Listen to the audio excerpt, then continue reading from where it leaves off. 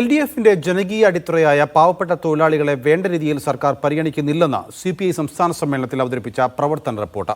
സർക്കാരിന്റെ മുൻഗണനാക്രമത്തിൽ മാറ്റം വരുത്തണം. പോലീസിന്റെ പ്രവർത്തനങ്ങളുമായി ബന്ധപ്പെട്ട രൂക്ഷമായ വിമർശനങ്ങളും റിപ്പോർട്ടിലുണ്ട്. റിപ്പോർട്ടിന്മേലുള്ള പൊതുചർച്ച നാളെ ആരംഭിക്കും. സർക്കാരിന്റെ മുൻഗണനാക്രമത്തിൽ മാറ്റം വരുത്തണമെന്നാണ് ഇടതുമുന്നണിയിലെ രണ്ടാമത്തെ ഘടകകക്ഷിയായ CPIയുടെ പ്രധാന ആവശ്യം. LDFിന്റെ ജനകീയ അടിത്തറ പാവപ്പെട്ട തൊഴിലാളികളാണ്. അവരെ വേണ്ട രീതിയിൽ പരിഗണിക്കുന്നില്ല. ഇക്കാര്യം ഗൗരവമായി പരിഗണിക്കണമെന്നാണ് സംസ്ഥാന സമ്മേളനത്തിൽ അവതരിപ്പിച്ച റിപ്പോർട്ടിലുള്ള ഒരു പരാമർശം. കള്ളുചത്ത് വ്യവസായത്തെ സർക്കാർ ഗൗരവത്തോടെ കാണുന്നില്ല. സർക്കാരിന് കൂടുതൽ താല്പര്യം വിദേശ മദ്യ വ്യവസായത്തിലാണ് എന്ന് റിപ്പോർട്ടിൽ പറയുന്നു. കഴിഞ്ഞ ലോക്സഭാ തെരഞ്ഞെടുപ്പിൽ BJPക്കുണ്ടായ നേട്ടം കുറച്ച് കാണരുത്. തൃശൂരിലെ CPIയുടെ തോൽവി അതീവ ഗൗരവമായി ഇടതുമുന്നണി പഠിക്കണമെന്നാണ് റിപ്പോർട്ടിൽ പറയുന്നത്. പോലീസിന്റെ പ്രവർത്തനങ്ങളിൽ CPI കടുത്ത അതൃപ്തി രേഖപ്പെടുത്തുന്നുണ്ട്. പൂരം കലക്കലും MR അജിത് കുമാറുമെല്ലാം പോലീസിന്റെ ശോഭ കെടുത്തിയെന്നാണ് കുറ്റപ്പെടുത്തൽ.